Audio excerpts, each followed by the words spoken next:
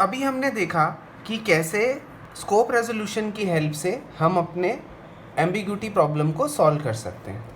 The other way is, अब suppose करते हैं हमारे पास एक क्लास ए है जो हिरार्किकली इनहेरिट हुई है बी और सी में, और बी और सी बाद में दोनों के दोनों मल्टीपल इनहेरिटेंस परफॉर्म करके डी में आए। अब यहाँ पर भी वही सेम प्रॉब्लम आती है कि ए की डी में वाया बी भी एक कॉपी बन चुकी है और ए की डी में वाया सी भी एक कॉपी बन चुकी है। तो अगर डी के थ्रू मैं ए का कोई भी मेंबर फंक्शन एक्सेस कराता हूँ, डी के ऑब्जेक्ट ने मेंबर फंक्शन ऑफ ए को कॉल किया, तो वो वाया बी कॉल जाएगा या वो वाया सी कॉल जाएगा। यहाँ पर अगेन एम्बिग्यूटी राइज हो जाती है। तो इस केस में हमारी जो एम्बिग्यूटी है that is resolved using a very important concept called virtual base class. अब ये वर्चुअल बेस क्लास क्या होती है?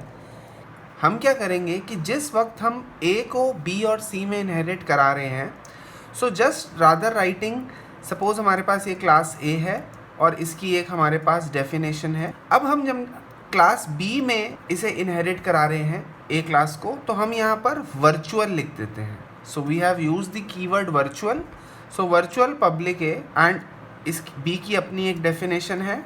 Similarly class C virtual public A, similarly C की अपनी एक डेफिनेशन है।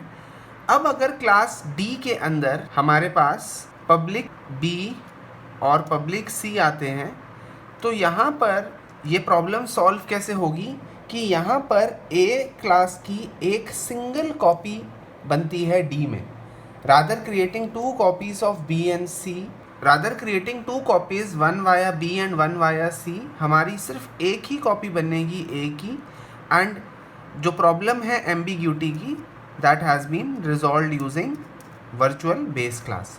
सो let's code this example and understand how this functionality is performed. So now let's see the other way of solving this problem of ambiguity. So हम यहाँ पर पहले देख लेते हैं कि प्रॉब्लम अराइज कैसे हुई है।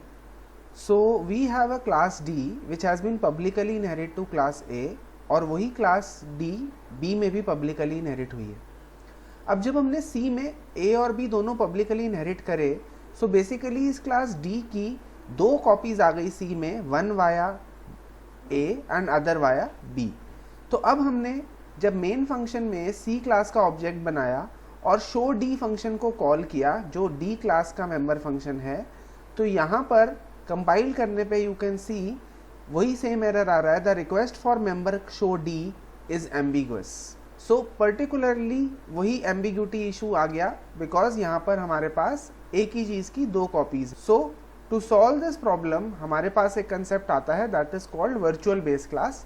तो हम यहाँ पर क्या लिखते हैं, we use the keyword virtual here, so virtual for both of these class, and now we try to access this, so we can see that zero error and zero warning is coming, and when we execute our program, so it is executing and printing as show from D.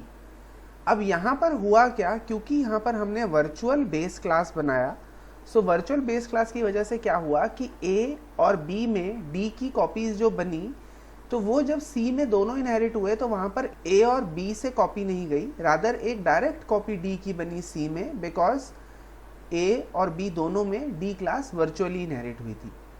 So this is the other way to solve the problem of ambiguity in multiple inheritance. Hope you have understood the concept of inheritance well. If you liked the video, please subscribe to the channel and hit the bell icon for regular updates. Thank you.